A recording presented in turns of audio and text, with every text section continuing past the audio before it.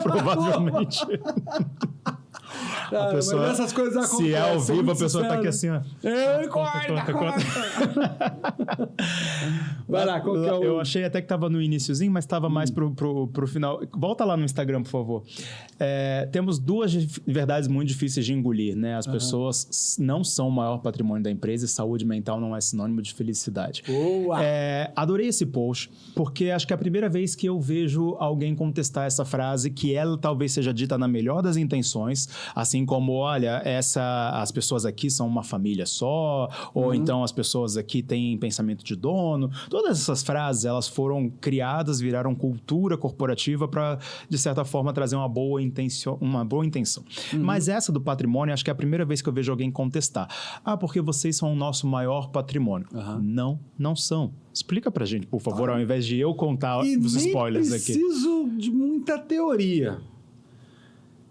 Eu tô falando de uma empresa, né? Não tô falando de uma ONG, nada disso. Tô falando de uma empresa. Nenhuma empresa se sustenta sem lucro. Ela nem consegue manter os trabalhadores ali sendo pagos e bem remunerados se ela não tiver lucro. O maior patrimônio de uma empresa, a gente tem que assumir, é o lucro. Sim. Sem lucro, não existe empresa. Né? Ainda que ela se sustente ali no 0 a 0... Mas, eu fiz parte de uma multinacional. Sabe como que os acionistas de uma multinacional pensam? Vocês vão trazer uma linha de produção para produzir esse tipo de material? Tá. Quantos por cento que vai dar de rentabilidade disso? Porque, assim, se não der pelo menos 10, 12, 15%, eu prefiro pegar esses milhões aqui e colocar numa aplicação.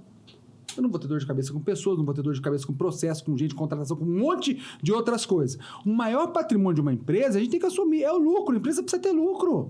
E tudo bem, ter lucro não é pecado, não é falar sobre lucro. Tivemos lucratividade, a empresa está crescendo, que bom.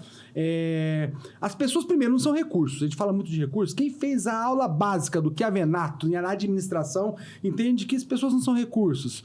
Pessoas são humanos com histórias, com desejos e expectativas. Recursos são coisas que não são... O grampeador, são coisas que exatamente, são objetos. Né? Muitas vezes dinheiro, isso são recursos, mas pessoas são humanos com suas histórias, expectativas e emoções que estão se agregando a uma empresa para ter uma intersecção e a gente conseguir produzir lucro e resultados para todo mundo. Né? Então, quando a gente fala assim, as pessoas são o maior patrimônio da empresa, se a empresa não tem lucro, você vai manter as pessoas lá? Você consegue manter por quanto tempo uma equipe ali sendo paga, remunerada, se sua empresa está dando prejuízo? Porque se as pessoas são o maior patrimônio da empresa, você vai manter isso pro resto da vida. A empresa continua existindo. Agora, não é isso que acontece. Sim. O que acontece se a gente está tendo prejuízo, se aquele setor não está tendo rentabilidade, se a gente não consegue remanejar e ter um projeto estratégico para colocar aquilo para ter rentabilidade, aquele setor acaba. Aquele produto não vai ser mais produzido. E as pessoas estão trabalhando ali, algumas vão ser realocadas porque são boas, outras vão perder o emprego. E a gente precisa ser honesto com isso. Até porque em equipes a gente tem gente extremamente engajada e gente que não quer nada, que está ali só para realmente pagar seus boletos e fazer aquilo que ela tem prazer na vida. E tudo bem. Tudo bem isso. Agora, para um líder, ele precisa entender, peraí, eu preciso gerar lucro. O meu setor está aqui, ele precisa gerar lucro. Né? Agora, as pessoas têm um ponto, uma parte importante nisso? Claro que tem uma parte importante nisso. Aliás, fundamental. Sem elas, esses processos e os recursos, eles não vão ser bem utilizados. E, para isso, a gente tem que assumir. Não são as pessoas que são o maior patrimônio da empresa, a gente precisa gerar lucro e se nós trabalharmos bem com engajamento, se nós tivermos bons líderes, bons processos, recursos adequados para produzir o que a gente precisa produzir, seja um serviço, seja um produto mesmo físico, a gente vai, seja uma solução tecnológica, uma empresa de tecnologia, a gente vai conseguir equalizar os 3 pontos fundamentais da realização profissional, que é expectativas da empresa com relação ao líder, expectativas da empresa com relação à equipe, expectativas da equipe com relação ao líder, expectativas da equipe com relação à empresa, expectativas do líder com relação à empresa, porque ele também faz parte de uma equipe, e as expectativas do líder com relação à equipe. Quando a gente tem isso bem engajado, está todo mundo ganhando e todo mundo feliz. A empresa está tendo lucro, ela consegue manter e fazer crescer aquele setor ou aquele projeto. O líder está feliz e realizado porque ele está conseguindo produzir bons resultados com uma equipe, e a equipe está realizada porque ela está tendo garantido o seu trabalho, que da mesma forma vai garantir a realização dos seus sonhos, dos projetos que eles têm pessoais e de vida. Né? Então, quando a gente assume isso, a gente acha que vai para uma honestidade importante dentro da empresa. Senão fica só uma falácia. Porque... e essa tal da palavra que eu combato o tempo todo, que é a tal da falácia. Se a gente não for honesto, eu acho que a gente vai continuar esbarrando em gente que vai falar que tudo isso que nós conversamos durante uma hora aqui é hipocrisia. Tem que ser honesto. Né? Pessoas não vão ter pensamento de dono porque o dono tem expectativas e objetivos diferentes para aquela empresa, diferente daquelas pessoas que foram contratadas. Né? Aquilo não é uma família, porque em família a estrutura é diferente. O vínculo que segura uma família é diferente. Né? Exatamente. E não são maior patrimônio porque aquelas pessoas não são posse daquela empresa, né? E elas também não são recursos, né? São pessoas que compõem ali o todo e que precisam ser entendidas como pessoas, ponto final. Sim. Maravilhoso isso. A gente está começando a se encaminhar aqui para o nosso final do episódio e eu normalmente pergunto para as pessoas a mesma coisa. Raciocinando é a fusão de duas palavras. Raciocinando, relacionamento. Daí surge Relaciocinando.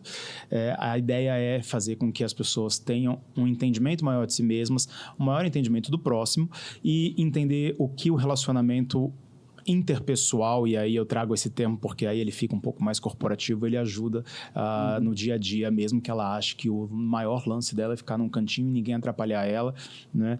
E, enfim, para você, no seu universo, Relaciocinando, você vê sendo representado de que forma?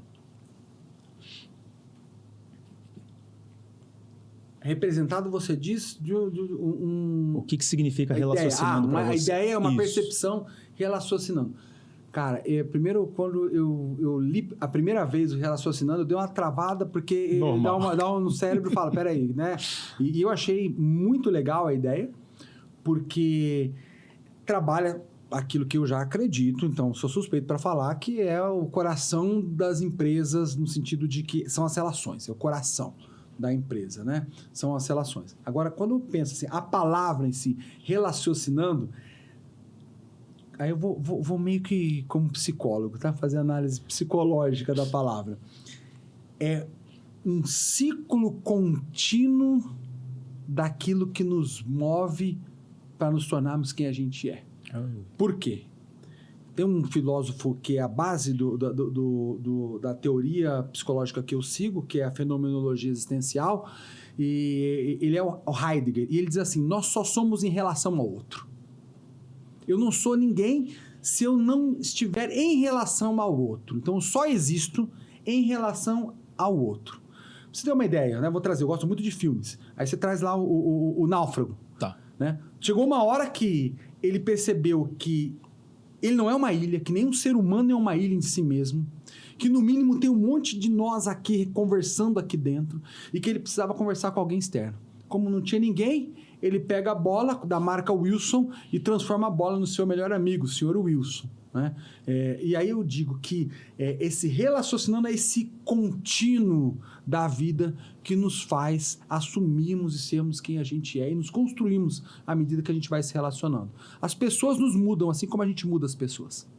E acho que essa é a parte mais linda da vida. São os encontros que a vida nos proporciona.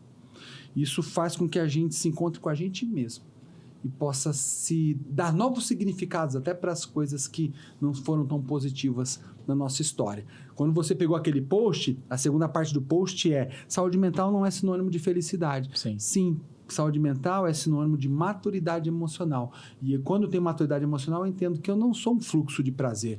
Mas tem muitos momentos de desprazeres na minha vida. Eu tenho que aprender a ter mais tolerância à frustração, que eu preciso aprender a ter tolerância ao desconforto, aprender que as coisas não são imediatas e que muitas vezes eu vou construir algo que vai demorar tempo. E tudo isso faz com que eu me encontre comigo mesmo. né, e tenho a oportunidade de me expandir como pessoa, entendendo o meu lugar no mundo, meu lugar na empresa, meu lugar no trabalho, meu lugar na família, meu lugar no universo. E quando você é maduro o suficiente emocional, você descobre que felicidade não é ser, é estar. Né?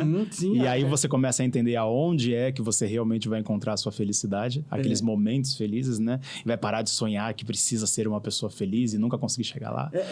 E é louco você falar isso, porque assim, exatamente o Heidegger ele vai trazer um conceito que tanto no alemão quanto no inglês, ser e estar são o mesmo verbo.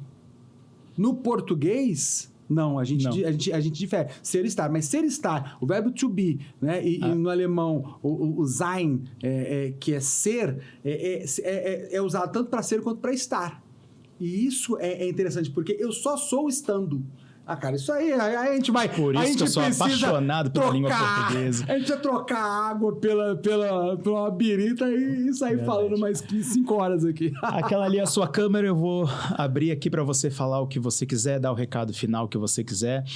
Inclusive falar onde as pessoas te encontram, como elas te contratam para palestras, consultorias. Fica à vontade. Legal. Bom, primeiro... Maravilhoso esse bate-papo, passou assim que nem vi os minutos passarem. As minhas redes sociais, aí psi.ricardochaves, tanto no LinkedIn quanto no Instagram, você me encontra. Lá também já tem o meu site, tá bem facinho para você ali acessar, conhecer um pouquinho mais do meu trabalho. E a gente tá aqui para falar, cara, para empresas multinacionais, para pequenas empresas. Se você quiser me contratar para o aniversário do chefe, para de repente cantar umas paródias lá, vai que de repente... Sair de dentro do bolo.